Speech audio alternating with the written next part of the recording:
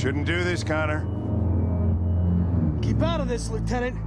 It's none of your business. You're gonna kill a man who wants to be free. That is my business. It's not a man. It's a machine.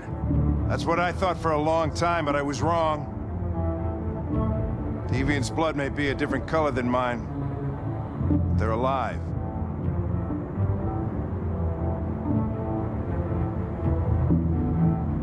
I have a mission to accomplish, Hank. It's best if you just stay out of this. Deviants are a threat to humans, Hank. They're the reason this country's on the brink of civil war. They have to be stopped. We're in this mess because we refuse to listen to deviants. Humanity never learns from its mistakes, Connor. This time it could be different. Step away from the ledge.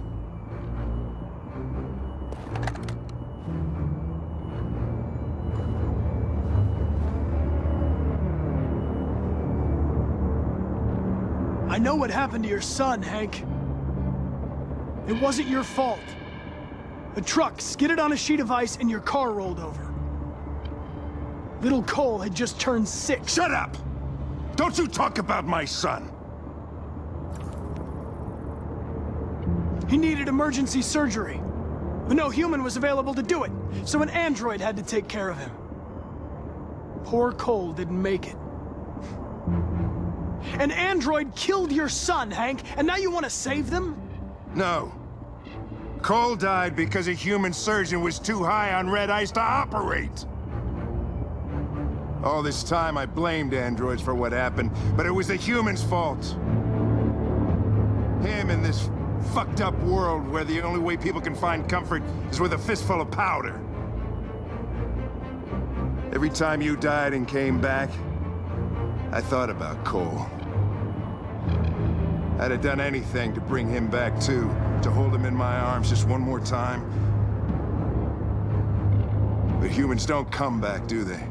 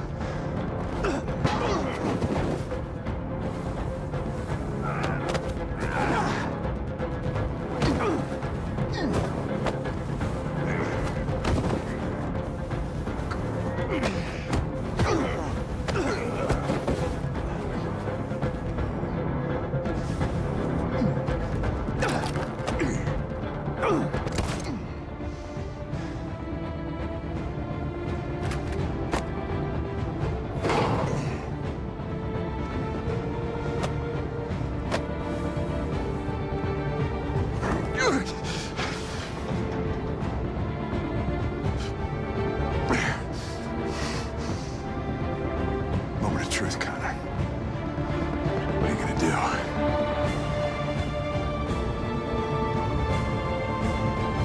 Killing you is not part of my mission. But you won't stop me from accomplishing it.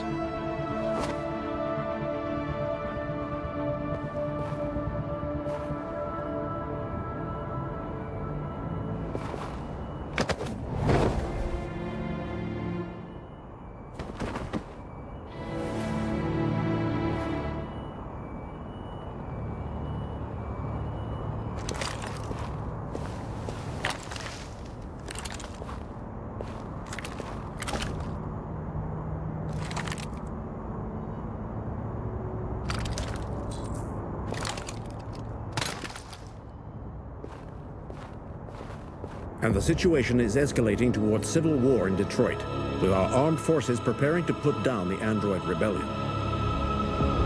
They seem to be headed towards the camps where the androids have been interned pending destruction. Soldiers have taken up positions around the Hart Plaza camp. Authorities seem to be expecting a confrontation with the rebel androids here at any time.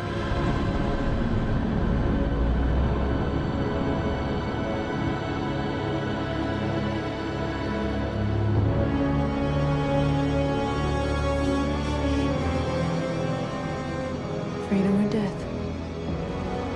Freedom or death?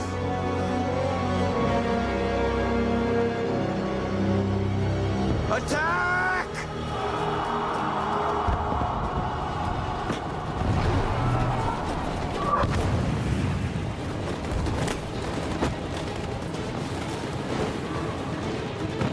They've regrouped. They outnumber us and they're better armed than we are. We've got to be fast and overwhelm them. That's our only hope. We're gonna do this. We're gonna get to that fucking camp and free our people. Be careful, Marcus. Our people need you.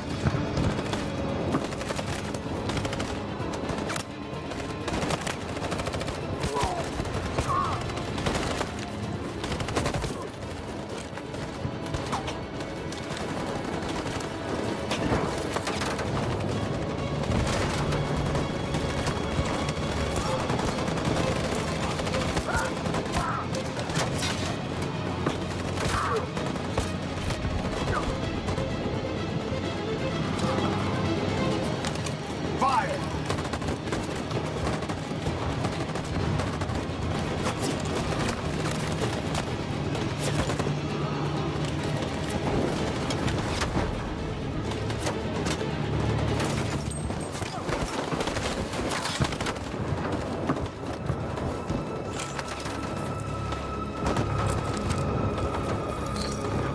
Don't save me this time, Marcus.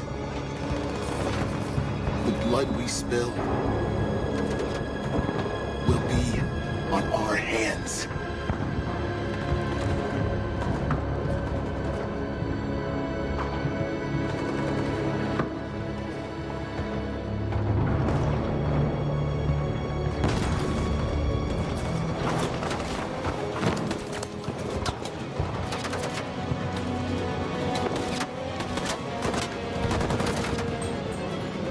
Cover me!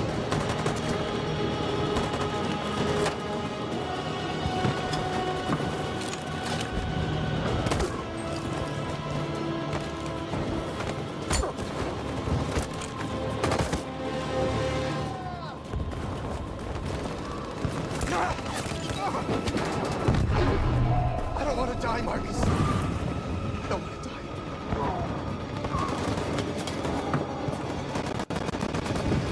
Hide here. Don't move till it's over, okay?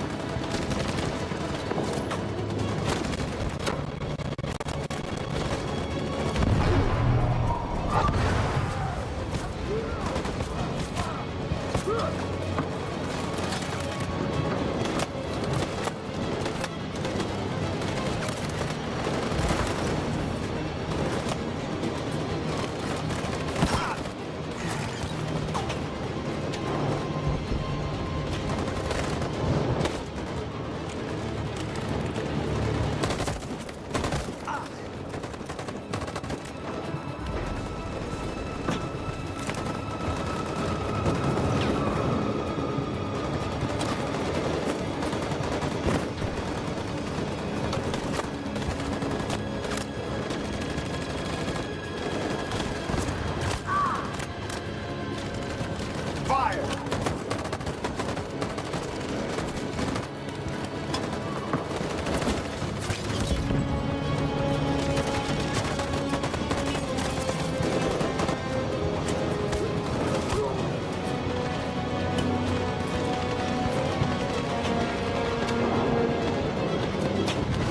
On my signal.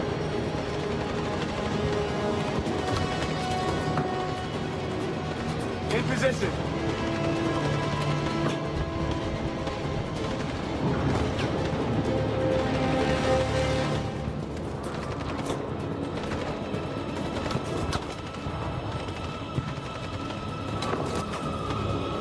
Stand by.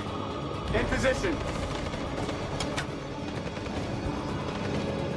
On my signal.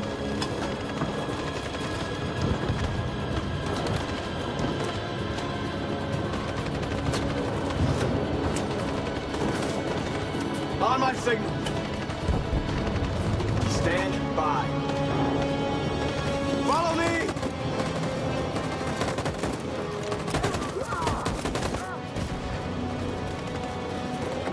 We can't move forward! That machine gun is taking down everything that moves!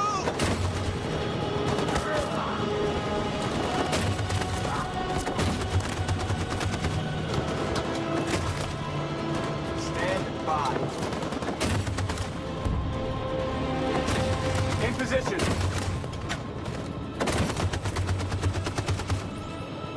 Stand by.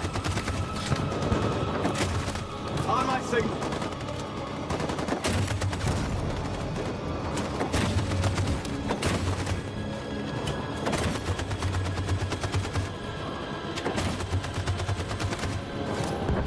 In position.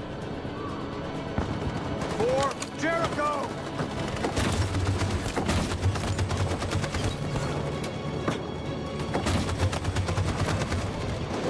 Stand by. Stand by. Stand by. For Jericho!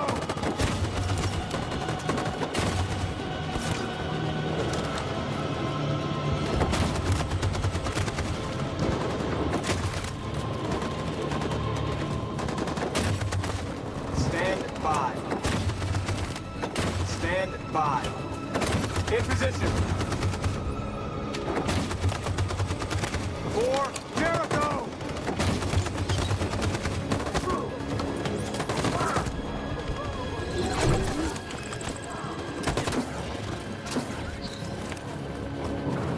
We're nearly there, Marcus.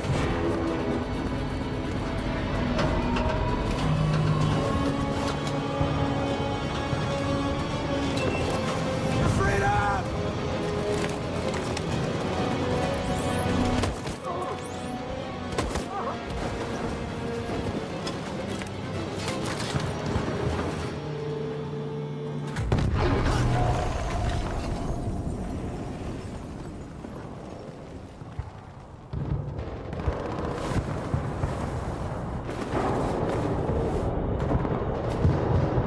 It took me a while to find you, Marcus.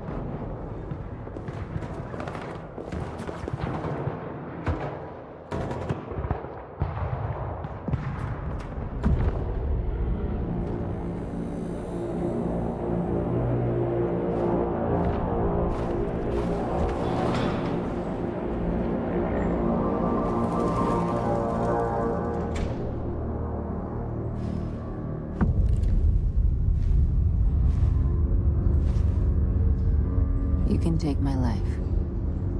It doesn't matter anymore. My mission is to neutralize the leader of the Deviants. And I always accomplish my mission. We fought for our dream and we lost. You can't hold my people down forever. One day we'll rise up again and we will win. Go on. Shoot. What are you waiting for?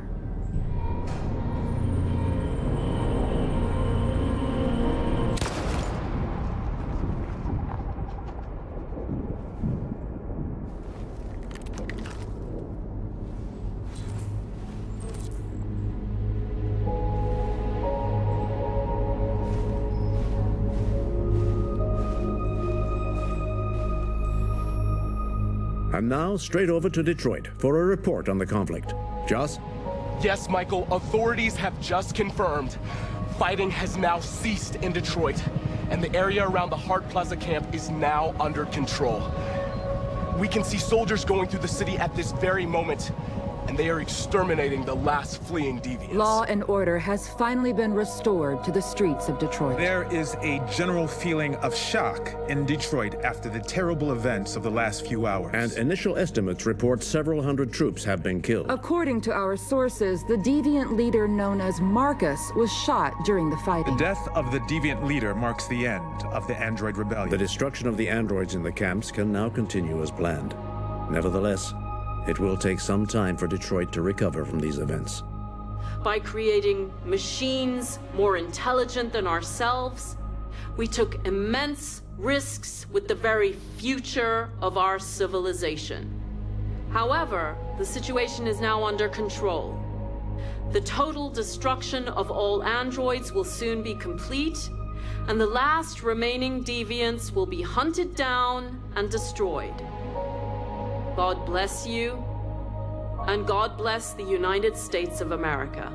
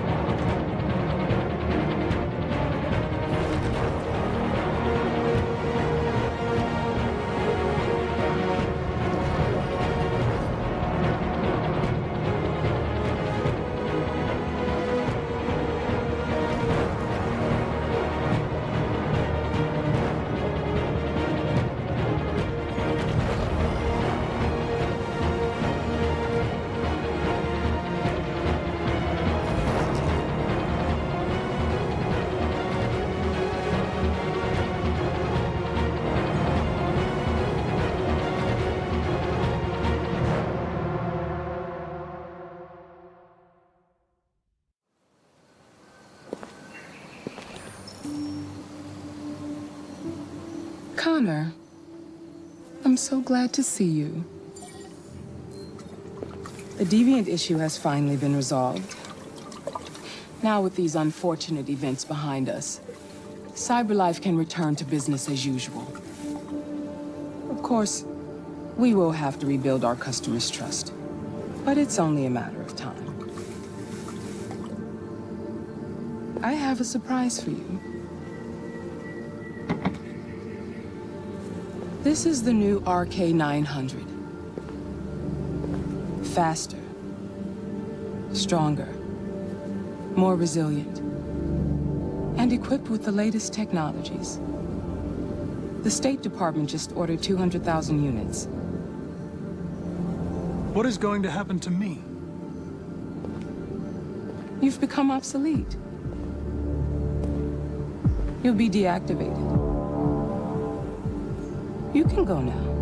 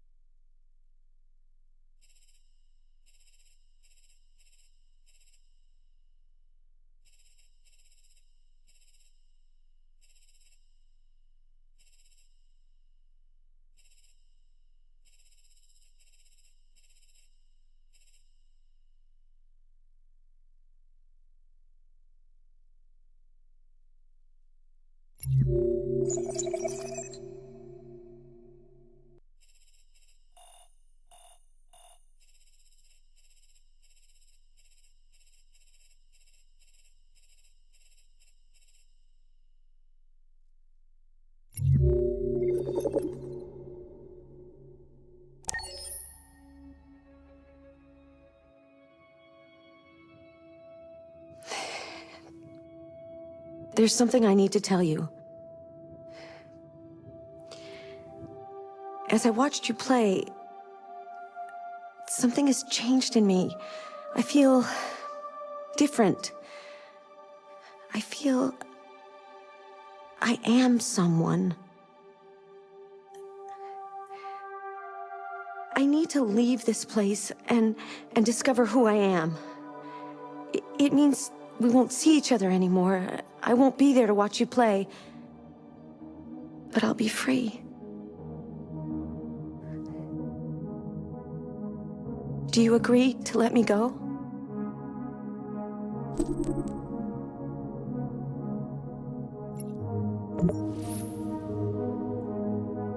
I see.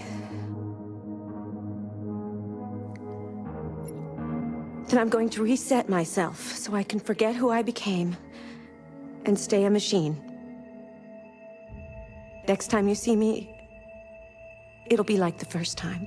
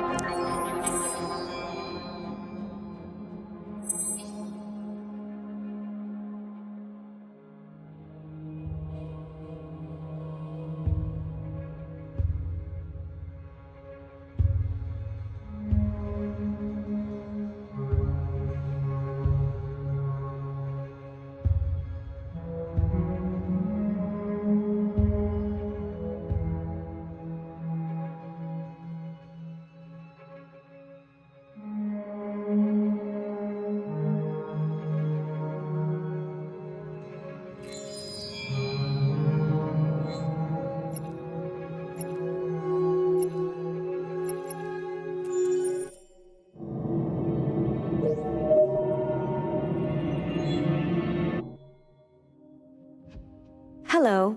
Welcome to the Detroit Experience. I'm an android, and I'll be your hostess.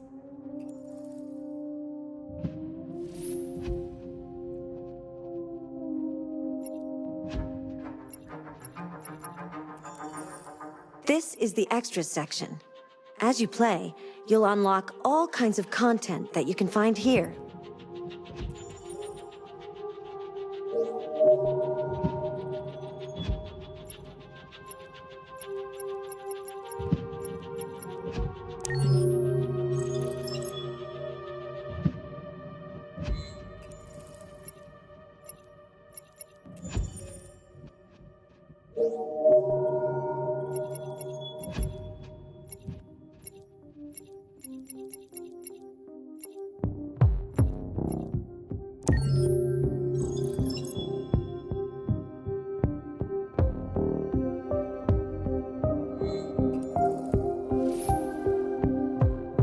Accessing the extras section.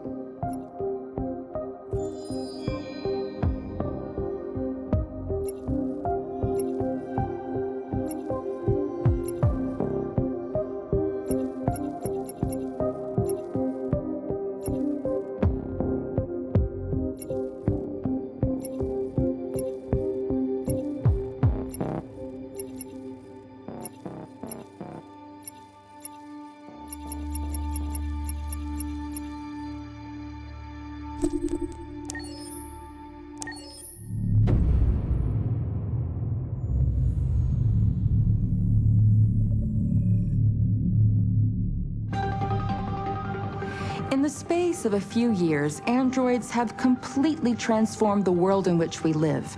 By letting androids into our homes and factories, the CyberLife company has made them everyday technology. The founder of CyberLife, Elijah Kamsky, is a very discreet man. Despite being the CEO of the highest valued company in the world and being voted Man of the Year by Century Magazine, he remains a mystery for most people. That's why we at KNC are so excited to be here as CyberLife opens its doors for the first time. Elijah Kamsky, could you please tell us where we are? Certainly, and welcome. We're currently in CyberLife's production center in Detroit, where all models are designed and manufactured. More than 10,000 androids come off the production line every day. Fascinating. Could you tell us what your goal was when you founded CyberLife? Well, I simply wanted to use technology to carry out all of our most annoying and repetitive tasks, so we'd have more time to enjoy life. I imagine you must have faced many challenges. Yes, there were technical challenges, but the hardest thing was to design an object that we would want to welcome into our homes. We had to imagine a machine in our own image that resembles us in every way, that moves, breathes, blinks like us, but yet is smarter and more capable than any human being. Let me show you around. We're here in Production Unit 4. Could you explain in a few words how the androids are made? Sure, yeah, it's very simple. We use machines to manufacture machines. The removable parts are assembled on a production line, and then we apply a synthetic skin to the whole body. A human operator checks the cognitive abilities with a pre-established protocol, and finally, the android is conditioned and sent out throughout the country. Here's the result. Say something. Hello. I am a RZ400 model. How can I be of service? You can go now.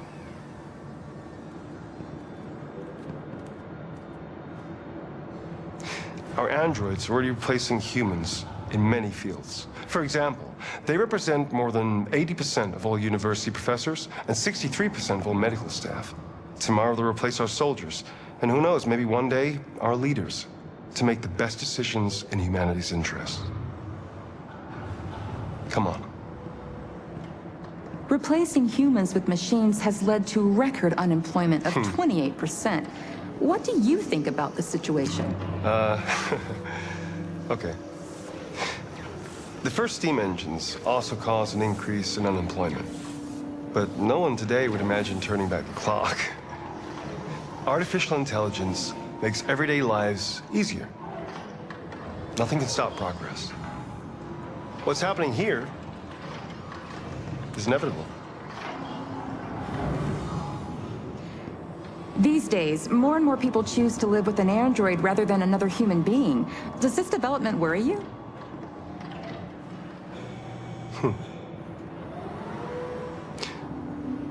Everything's much easier with an android. They obey your orders without ever complaining. They can cook, discuss philosophy with you, have intimate relationships according to your desires. They never say no. Obviously, they are the perfect partner. Everyone deserves happiness. Why deprive yourself of so-called moral reasons when a machine can make you happy? Many science fiction books tell the story of how machines become more intelligent than us and end up confronting us. Aren't you worried about that possibility? I understand the irrational fears about artificial intelligence, but I assure you, that will never happen with a CyberLife android. They're designed to obey humans. They're machines.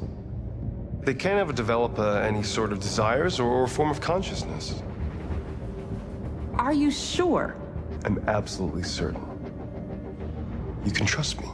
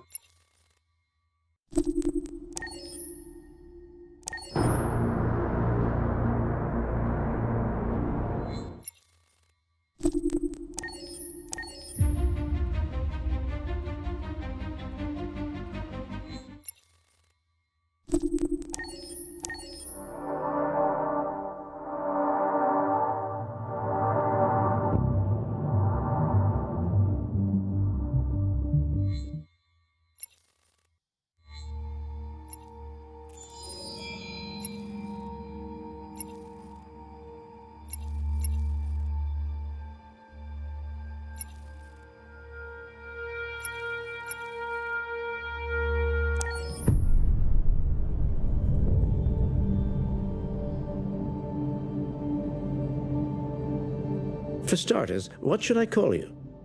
I'm Chloe. And you, what's your name? Oh, John. My name is John. Delighted to meet you, John. Could you tell us a little about yourself and what you can do, Chloe? Of course. I'm the first personal assistant built by CyberLife. I take care of most everyday tasks like cooking, housework, or managing your appointments, for example. And I understand you're the first android to have passed the Turing test. Could you tell us a little more about that?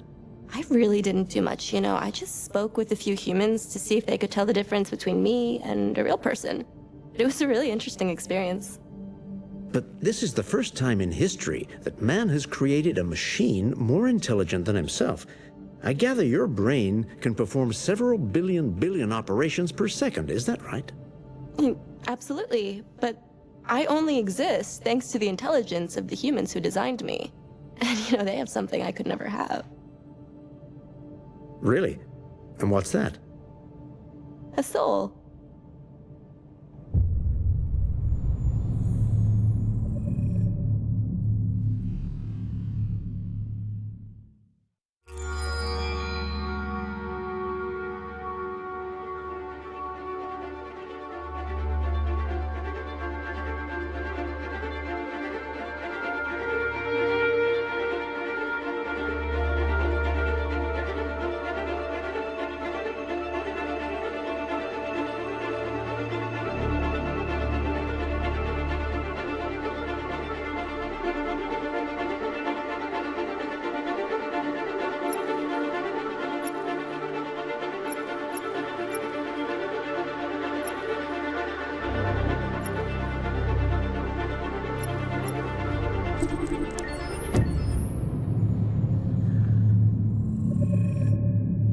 Game after game, we try to challenge ourselves. For Detroit, we wanted to, first of all, to write a story that would be incredibly bending, which means the most non-linear story that we've ever created.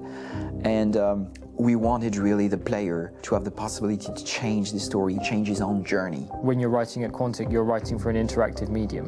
You know, when you're working in television, you'll put a character in a difficult situation, and you as a writing team will argue about what would that character do.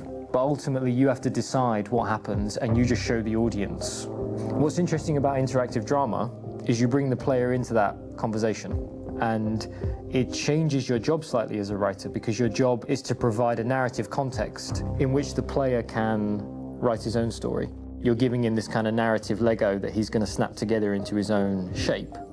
You also have the ability to make your audience attach themselves to your characters, because the audience is in some sense responsible for what happens to the characters. It's just a few cans. Come on, let's go. We have some cash now. You used me to steal that money. How could you do that? I trusted you. What is a bit specific about this scripts is how large they are. If you take a film script, there are about 100 pages. But here we have to deal with a script that is between 4,000 and 5,000 pages. Everything becomes bigger because we don't just tell one story, but we tell all the possible stories that can be told within this narrative space. On Act 3, our final act, we have around 1,000 different scenarios. And every one of those scenarios has to be as interesting, as passionate, as strong, and as emotional for the player. We want every action that the player does, every interaction that is available to serve in telling the story, and help the player understand who his character is, and build that character moment to moment.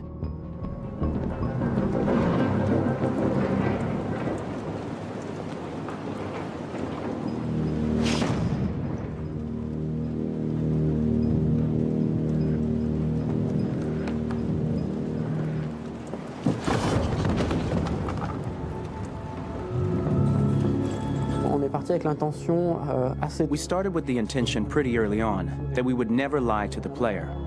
So we implemented a visible tree structure in the game that players can consult during a scene or at the end of it, which shows exactly what they did and what they missed. There are games out there offering world exploration. We offer narrative exploration.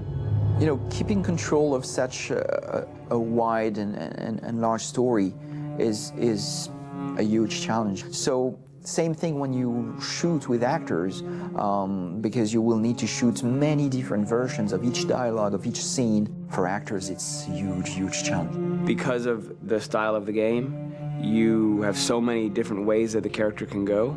Every decision, it's what I call kind of choose your own adventure. Like every decision that the player makes, it's going to open up 40 more pages of material and experience that ties in, which means as a performer, you have to try to continue to make things feel real that the player might not ever see, but also that in performance it's not always connected to a previous act. It's grueling, it's hard work, but it's a great team and I enjoy doing it. I was really frustrated, until I got to this point where I kind of was able to step outside of my own experience and even in a lot of ways my own process and be able to step outside of that and okay, this is something new, what do you need? How do I meet you there? How do I give you what you need and still feel like I'm doing what's right?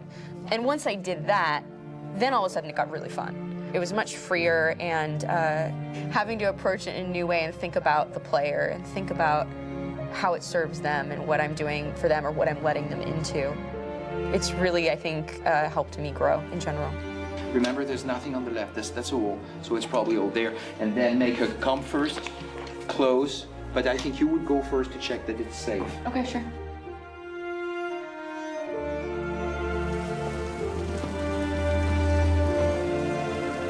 The most enjoyable thing about working in performance capture on this kind of project is that if I shot a film, I would get to do one of these endings. I get to do so many different things as Connor. Your head goes all over the place because you're trying to keep track of basically 4 different storylines for each different response. What's the name of my dog? Buddy? Scout. I think it's Jack. I can't remember. So I worked with physicality a lot because it was a good way to anchor myself in these different rings of the tree. As the story grows out, I know where that is physically in my body, and then I can switch more continually on set, and it'll be entirely up to the player to determine what order those things come out and what they look like from a distance. Like if you're playing through it, the culmination of all of that will be their version of Connor. I'm faster than you, and I don't feel pain. You don't stand a chance against me. Listen, asshole. If it was up to me, I'd throw the lot of you in a dumpster and light a match to it.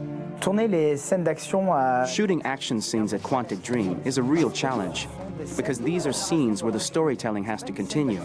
It's not an action scene just to have a dose of adrenaline. The stunts have huge consequences on the rest of the story. It's really a moment where we implicate the player and tell him that the choices he makes during an action scene will have a direct impact on the evolution of his story. My biggest challenge on Detroit has been managing the large number of animations that we received from motion capture. Detroit features more than 37,000 animations, which is a huge amount to handle on a daily basis. You have to realize that the player, in his first playthrough, will miss certain scenes. This also means that we had to think of, conceive, and produce all the potential story paths. The characters' costumes, the places, day or night, the weather. Did the character get shot in the shoulder? Did he get injured? All this consistency forced us to produce a lot of graphic assets in order to, quite simply, allow the player to have true continuity throughout the story.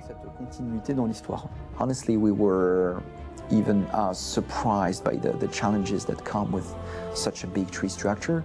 And we did our best to guarantee quality across all the game and make sure that whatever path you choose within this narrative space, you will have an equally good experience.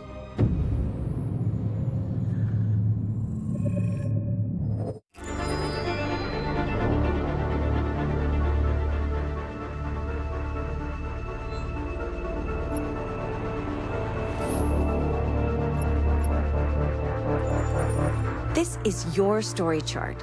It shows what parts of the story you've explored and what parts you've missed. You can track the choices made by other players and do many other things besides.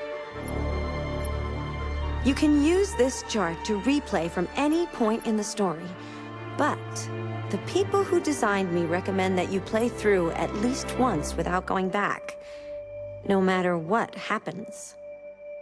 Either way, it's your story.